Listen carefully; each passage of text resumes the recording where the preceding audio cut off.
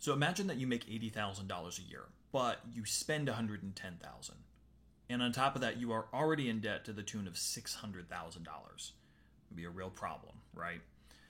Well, let's say that your solution to this problem is that you are going to go and get a new job that pays a little bit less, but might have higher earning potential in the future. And in order to make cuts, you're going to cancel your gym membership and then you're going to start shopping at Walmart instead of Trader Joe's. Well, that's kind of what the Republicans are looking to do with this latest budget bill, dubbed the One Big Beautiful Bill Act. Today, I want to break that down for you, help you to understand what's inside of that bill, what are some of the proposed changes, but more importantly, how does this fit into the broader picture of our national debt, our federal deficit, and understanding our national spending on a proportionate level. Because here's the thing, when we start talking about billions, trillions of dollars, really hard to wrap our mind around money that large.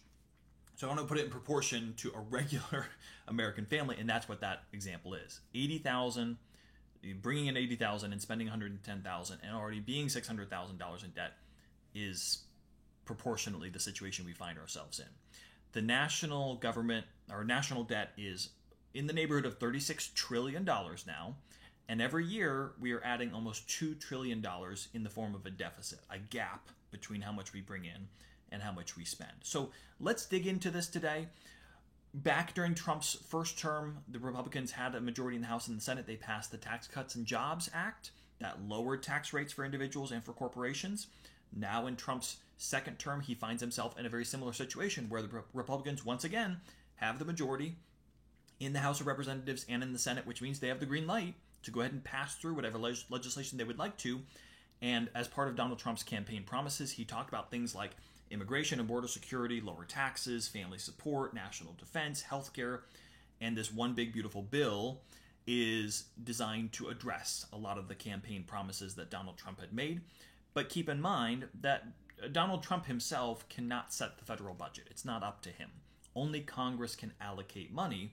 However, as is typical, the president is going to work very closely in tandem, play a very influential role with his own party in setting some of that agenda, but right now it is still a very fluid situation. There's been some pushback, definitely on the Democrat side of things, but even more importantly, internally on the Republican side of things, about how this money should be allocated. So as of the time that I am recording this, we do not have a passed or a signed bill into law just yet, but we have very much a framework. We have an outline for different proposals. We'll see what gets included and what does not get included. But again, I want to use this opportunity to sort of paint a picture of the broader situation that we find ourselves in. So let's start here. I want to talk to you about the current federal budget. Let's just go back to last year, 2024, to help you understand how much we're actually bringing in and how much we're actually spending. So in 2024, the federal government brought in $5 trillion, almost $5 trillion in income. Where does that come from? Well, income taxes is the biggest one. Payroll taxes, Social Security and Medicare, your FICA taxes, that's another big one. And then corporate taxes. Those three right there make up almost all of our revenue. We do make a little bit from tariffs and from some other things, but that's a pretty small sliver proportionally. But how much did we spend? Well, we spent $6.75 trillion, which means we spent $1.83 trillion more than we brought in last year. Where does all that money go? Well, there are five main culprits, five very large line items in our federal budget. Social Security that's the biggest one. Medicaid, which is health insurance for those that are lower income. Our interest on our debt was almost $900 billion last year. Just the interest on our debt alone. And coming in a close fourth and fifth, Medicare, which is health insurance for those 65 and older, and then our military, our defense spending. Those are, well, the first four are all mandatory spending, like we have to. Those are not a question of can we not. Defense spending is, something we could change if we wanted to, but we're probably not going to make any large cuts on that front. And there's a lot more on top of just those five. Just those five right there make up about $5 trillion. So that right there accounts for pretty much all of our income. But then there's a lot more than that we spent on the SNAP, veterans benefits, education, transportation, all the way down the line. Lots and lots of things that fit into the federal budget. So we're spending way more than we bring in. So let's talk about the One Big Beautiful Bill Act. what it does to address some of those concerns, lower taxes, lower spending, and how does that actually affect our national debt and our deficit. Remember, debt is how much we owe, deficit is the gap between how much we spent and how much we made. So, in the OBBBA, as it is otherwise known, here are some proposed spending cuts. How are we going to lower our spending? Well, Medicaid is the big culprit. There are work requirements that we're talking about implementing for Medicaid in order to receive Medicaid. There's work requirements that go along with that, but that would only begin in 2029. The proposed or the estimated savings from that would be about $88 billion a year over the next 10 years. About 13 million people would be affected by these possible changes. So what we would do is put these work requirements in place, maybe lower the threshold for how much you have to make in order to be eligible for Medicaid. It has to be very low income. And then also, you do get tax credits if you don't have health insurance through your job, and if you're not low income to qualify for Medicaid, you can get a healthcare plan through healthcare.gov, and then you get a tax credit. But part of that legislation may be looking at lowering those tax credits. So if you have a plan through healthcare.gov, you might be looking at paying more on your monthly premium. Another cut would be to SNAP. We talk about food stamps, supplemental nutrition assistance program.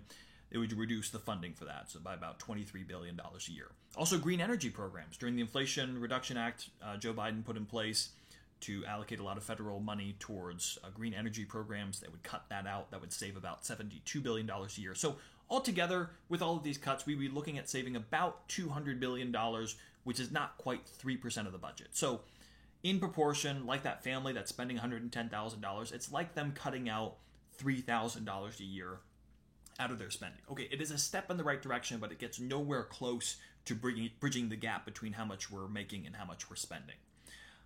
But there are also some proposed spending increases. So yes, there are some big tax cuts or spending cuts we're looking at. Proportionately not that big, but we're also looking at spending more in some other areas too. Like for instance, spending more on defense, $15 billion more a year, setting up $1,000 MAGA accounts, as that's the going terminology, I guess, right now. So for newborns, it would be a new savings account that would be set up $1,000. Now, hey, I just have to say, somebody got my idea all the way up to the big guy, because you just go back to episode 168. I just talked about an idea like this, where the federal government would help set up a savings account for newborns and boost savings with freedom funds. Now, it doesn't look exactly quite like this. So if anybody wants to connect me with the Trump administration, I can be brought in as a special advisor on this freedom fund idea. I'd be happy to contribute. With $3.6 million births in America each year, that would work out to about $3.6 billion a year. So not a huge spending increase proportionally. But then also border security, allocating $50 billion for immediate use. So essentially what we're looking at is, okay, yeah, we would cut out about $200 billion a year, but we would also spend like $24 billion more a year from some of these other things over the next 10 years. So it's like we cut 3,000 over here, but we spend another 400 over here. So, okay. Proposed new revenue sources. Are there any ways that we're looking at to increase federal revenue? Not really. Tariffs were going to be a source of federal revenue until we kind of made new deals with everybody. So I think tariffs are back to what they used to be. There's really no other big ways to increase federal revenue. So essentially what we're doing is the bill relies on future growth in order to build revenue. Essentially what we're saying is we're going to keep taxes low for corporations and individuals. That will spur more economic activity, that will help the economy to grow. When the economy grows, people will be making more money, then they will be paying more taxes, and that's how we're going to grow our revenue over time. Now, what about tax cuts? Because remember, if we're bringing in $5 trillion and we're spending $6.75 trillion, well, in order to bridge that gap, we either need to lower our spending or increase our revenue, or both. We're lowering our spending a little bit, but at the same time, what we're about to see is we're also going to be lowering our revenue too in the form of some tax cuts. So it's going to be hard to bridge the gap when you're lowering revenue at the same time as you're lowering spending. So how would we be doing this? Well, first of all, and most importantly, extending the current tax cuts. The current tax rates are set to expire this year. because they went from what they used to be down to where they are now, but it was only supposed to be an 8-year deal, and at the end of this year they were going to expire. Looks like we are almost certainly going to keep those in place. If we put them back to their original levels, that would actually bring in about $450 billion more a year in additional tax revenue. So going back to our example, that would be like another $7,500 a year in income for our family. The calculation here, of course, is that over the long term, this is better. Yes, we could make more tax revenue now, but over the long term, if we keep tax rates low, that'll lead to more stronger economic growth. So I get that in theory and in principle, but of course, we're foregoing probably the biggest tool at our disposal to actually close that gap in the short term. So going back to our analogy of the household income, it's kind of like saying I'm turning down a $7,500 raise for my current employer, and I'm going to go take that job that even pays less than $80,000 a year because I think over the long term I'll have better opportunity there. What other tax cuts and deductions? Well, something that Trump has floated around continuously, and still we haven't gotten a lot of concrete information on this, but the elimination of taxes on tips, overtime pay, even interest on auto loans, maybe even Social Security benefits. I don't think that one's going to end up in this bill, though. It doesn't look like it. As I've discussed before, I don't think that's actually a good idea, particularly the elimination of taxes on tips, because it just opens up a whole can of worms and opportunities for people to exploit. If you want to help people who are lower income, blue collar jobs, the typical jobs where tips are a huge part of your pay, like servers and like delivery people, great. I'm all for trying to help people, on the tax front side of things, but it just seems like a very unfair and not evenly distributed way to do that. Because think about it. Servers now are going to get a big tax break, but not employees at fast food places or grocery stores, who are making probably about the same amount of money, when it's all said and done. The pizza delivery driver, he's going to get a big break, but the person who works the counter at the pizza place is not. It just doesn't seem to be a very fair way to do that, and it opens up opportunities for people to, I think, exploit that. Another proposal is to increase the deductions for seniors. So everybody gets a standard deduction on their taxes. For senior citizens, the idea would be we're going to increase that deduction so they have even more of their income that they don't have to pay taxes on. I couldn't really get a solid estimate on how much either the elimination of taxes on tips over time or this increased deduction for seniors would actually affect federal revenue. Not nearly as much as the tax cuts across the board, but it would do something. It would definitely lower our revenue. But the other big one would be the SALT deduction. So as of right now, when you take deductions on your taxes, you can deduct charitable giving, interest on your mortgage, and also state and local taxes that you pay, but only up to $10,000. Well, 90% of people just take their standard deduction. They don't itemize. They don't count up all those other things. But this would be looking at increasing that deduction from $10,000 to $30,000. So that's only going to affect people that are already in a higher tax bracket, higher earners, and it would lead to about $60 billion a year in lost revenue. So it's good news, I suppose, for those folks. Proportionately, we're looking at like making $1,000 less, going back to our example of somebody making $80,000. So on one hand, it's like, okay, we're moving in the right direction because we're lowering our spending, but then we're also actively looking for ways to lower our revenue, so we're really not making up any ground on the deficit, on that gap. How is this going to impact our federal debt? Well, the Congressional Budget Office estimates that we were going to add to the deficit, to that gap.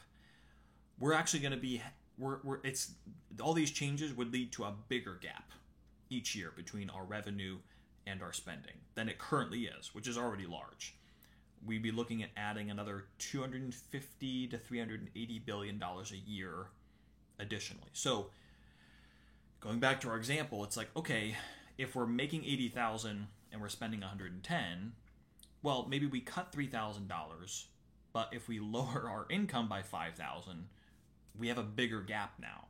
So we're still not moving in the right direction because we're still adding more money to the debt each year. You say, okay, no, Nate, what about Doge, right? Like, wasn't Doge supposed to come in and like cut a bunch of spending and get us back in line? Well, Doge did cut a bunch of stuff, but only the stuff that they could cut, which, if you'll remember back at the beginning of the episode, I said the five biggest things that we spend on are Social Security, Medicare, Medicaid, interest on our debt, and defense, our military spending. We're not really talking about making any meaningful changes with that. Most of those cuts were on the smaller bureaucratic types of things. And in proportion to our giant federal budget, it really didn't change it much. I think if you didn't even know about DOGE, you were just tracking the numbers of federal spending, you wouldn't even have known that anything had changed. I mean, that's, that was the reality of how much was actually changing with that. So a lot of headlines, a lot of attention, but not a lot of actual movement as far as big numbers. So for all of the talk about reining in the budget and national debt, this bill, as currently constructed, I will give that caveat, as currently constructed, is still going in the wrong direction and is still not making any meaningful difference to how much we're adding to our debt each year. Part of the problem with this, too, is that there are front-loaded benefits and delayed offsets. So the tax cuts and the spending increases go into effect immediately.